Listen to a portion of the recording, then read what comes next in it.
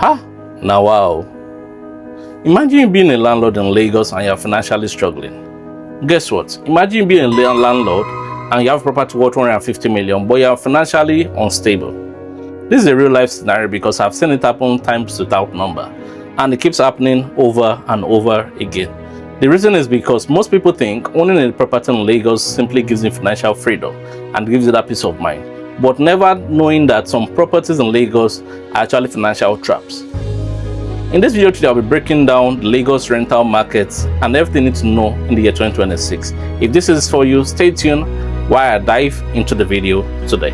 Most people I've met in Lagos said they want to buy a property for them to rent out and tend to earn from it. But the question is, most of them, do they even understand when it comes to what a rental income means? But let me quickly break it down to us. Most people buy a property in Lagos and the whole idea of buying it for them to make money from rental income.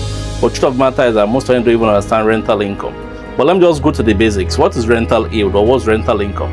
The rental income is what you earn when you buy the property and you list it for rent, okay?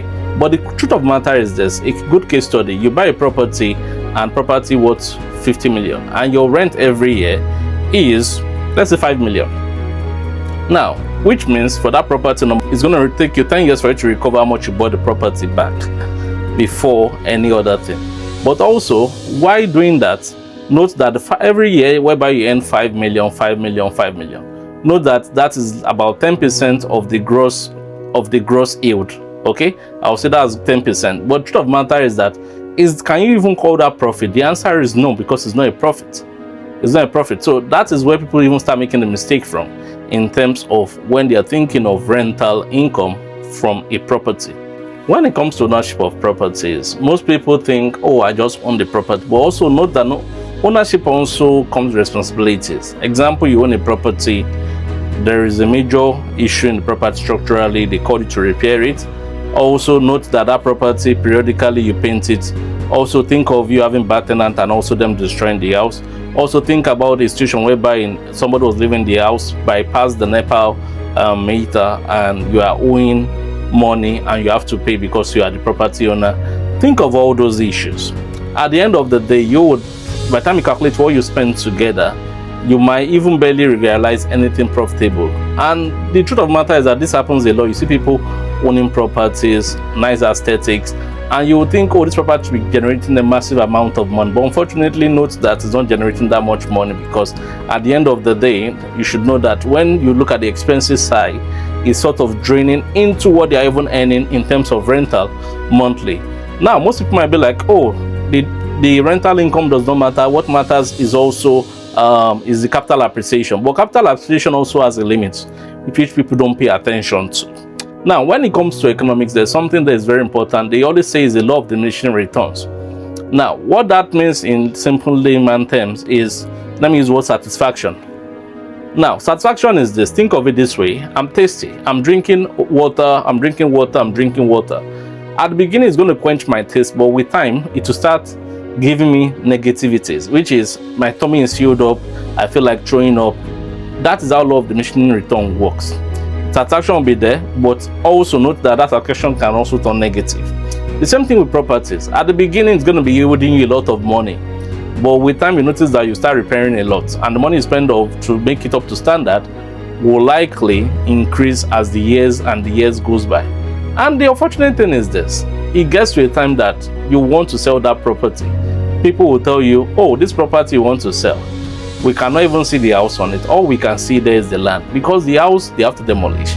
So also know that if the property cannot stand the test of time, so for the person who has bought property for 50 million and they are in 5 million every year, and 5 million they are in every year is like a gross yield for them, note that from that 5 million they will also be paying money for repairs and other things, and with time they will have to sell the property, and all they'll be selling the property might likely just be the land. So think of it this way: they take away the house which you built with 50 million away, and they're telling you all they are offering you is 100 million, which is 2 times the money. You would think is a very good deal, but the truth of the matter is when you look at your actual calculation, it might not be a good deal for you. And that's why sometimes some smart investors, what they simply do is just to buy a land, fence it around and keep it, because at the end of the day the land will not depreciate no matter what you do to it. but the house can depreciate, but the land cannot depreciate in as much as the area keeps on growing. So, and this I've seen work over and over again.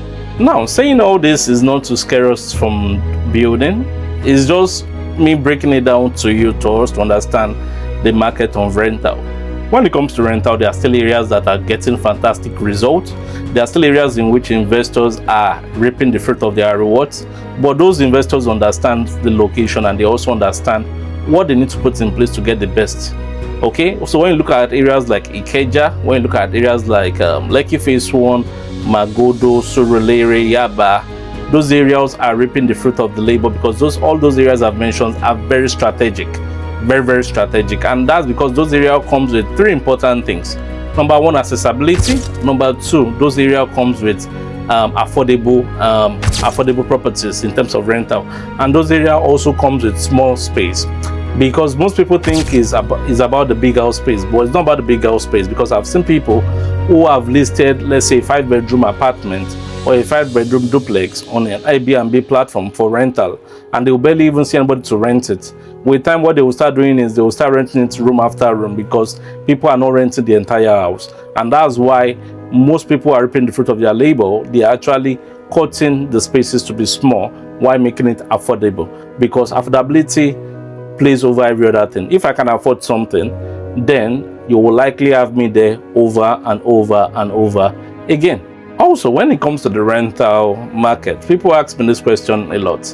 Is it the island or the mainland we should own for us to get the best? The answer I will give you is this. Both the island and mainland are fine, in as much as you understand the environment, like I said. When it comes to the island, note that it's prestige.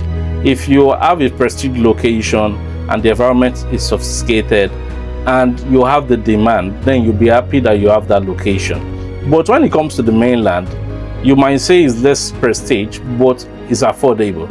At the end of the day, in as much as you have the demand, you reap the fruit of the labor. So either mainland or island, the most important thing is, in as much as that area has its demand, then what you have is fantastic at that stage. Like I said, those areas in which I've mentioned earlier on, just pay attention to those areas, because those areas have the people who demand for those things.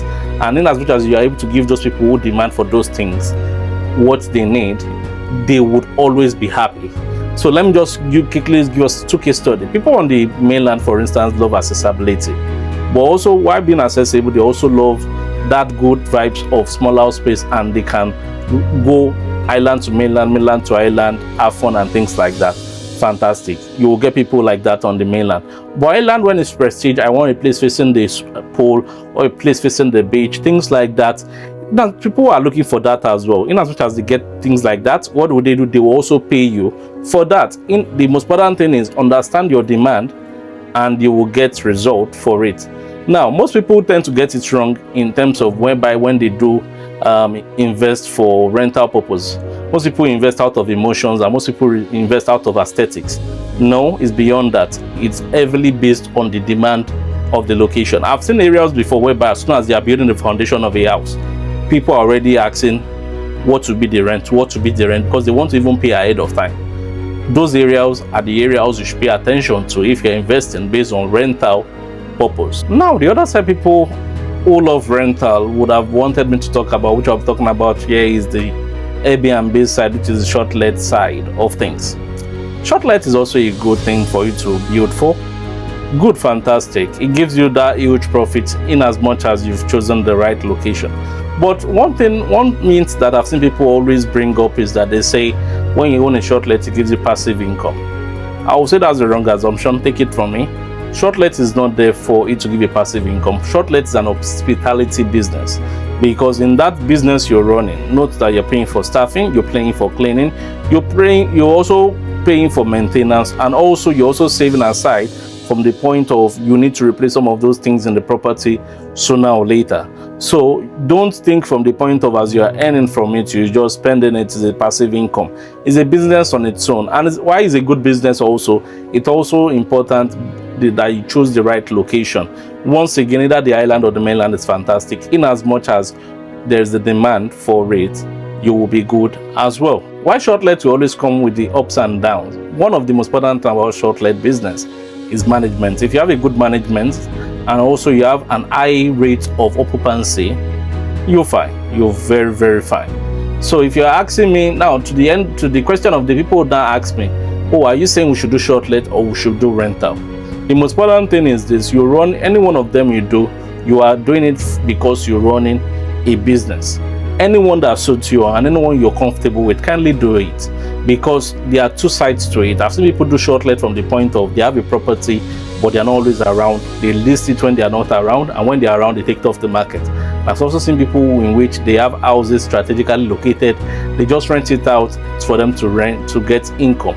So anyone that suits you is fantastic. Real estate investment is not automatic wealth. If you make the right decision, you'll be happy forever that you've made that financial decision. And if you make that wrong decision, you'll forever regret it and cry in your silence. Any one of them you do, either the rental or the Airbnb, any one of them is fine. But look at the numbers before making those decisions and understand the market you're going into before making those decisions. Once again, my name is Timothy Ogunjulu. Thanks for constantly liking and sharing our video. We kindly really appreciate. Where are you watching us from today? Put it down in the comment section so that we know where you're watching us from today. Do have a lovely day. Bye.